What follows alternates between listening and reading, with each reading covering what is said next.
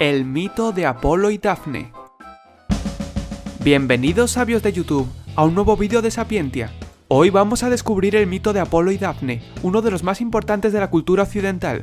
Para comenzar nuestra historia, debemos centrar la atención en el dios Apolo. Apolo había bajado a la tierra y se encontraba tranquilamente tocando su lira, cuando unos campesinos se le acercaron. Estaban muy asustados. Le contaron que hacía pocas horas había surgido una terrible bestia que estaba destruyendo todo a su paso. Se trataba de una serpiente gigante que había salido de las profundidades del agua y ahora estaba arrasando pueblos y tierras. El dios Apolo, haciendo gala de su valor y decisión, decidió ayudar a los aldeanos y fue en busca del monstruo.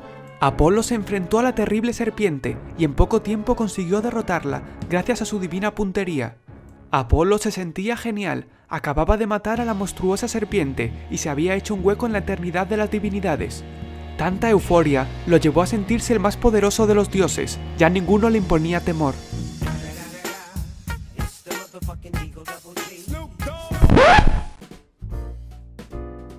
Un día se cruzó con el pequeño dios Cupido. Aquel niño osaba llevar un arco a la espalda como él.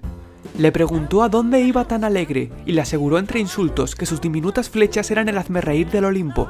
Cupido, pequeño pero muy valeroso, le respondió que las flechas que portaba, aunque fueran pequeñas, eran, en verdad, mucho más poderosas que las suyas, y se fue riendo a carcajadas. Apolo no le dio importancia, no sabía que el plan de Cupido estaba a punto de comenzar. El pequeño disparó una flecha de oro del más apasionado amor a Apolo para que se enamorase de la hermosa ninfa Dafne, hija del río Peneo. Otra flecha fue a dar a Dafne, pero la suya era de plomo y hacía huir el amor. Así, Apolo quedó prendado de Dafne, pero Dafne estaba dispuesta a dedicar su vida a la castidad, alejada de cualquier pasión. Apolo, a partir de ese momento, se dedicó a perseguir a Dafne día y noche. La seguía por los bosques, por los campos, por las montañas. Nunca descansaba en su afán de conseguirla. Ella huía y huía sin mirar atrás. No quería saber nada de aquel insolente dios que se había encaprichado con ella. Pero ya no podía más. Llevaba persiguiéndola semanas y no le quedaban fuerzas para seguir. Estaba a punto de rendirse cuando divisó una corriente de agua que le resultaba muy familiar. Era su padre. Le preguntó si podía beber de sus aguas. Él le respondió que por supuesto, debían acabar con esta tortura. Así lo hizo. Bebió de las aguas del Peneo y empezó a notar cambios en su cuerpo. Su pelo se empezó a transformar en hojas verdes, su cuerpo se volvía pesado convertido en tronco y sus brazos y piernas formaban hermosas ramas.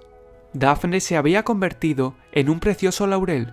Apolo gritó de frustración: «Puesto que no puedes ser mi esposa, serás mi árbol, siempre te llevaré en mi pelo». Y así es como el laurel pasó a ser la corona de la victoria, y como se demostró que las flechas de amor de Cupido eran mucho más poderosas que las de Apolo.